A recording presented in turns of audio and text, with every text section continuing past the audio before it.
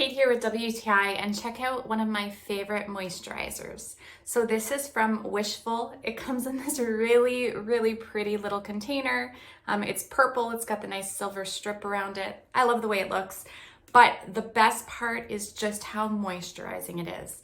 So you can see that it is nice and thick. This is a heavier moisturizer, but when you have dry skin like me, this is fantastic. It leaves you super moisturized, dewy, glowy, all the things you look for in a daily moisturizer.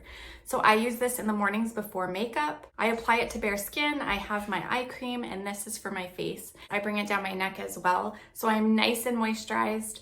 It's got a really nice fresh scent. There is lavender in this, so I'm sure that's where the smell comes from. It's got other great ingredients as well. This has lasted me for months and months of using it every single day, so it's a very generous portion. But if you're looking for a new daily moisturizer that will actually moisturize, I think you'll be thrilled with this one, and that's my point of view.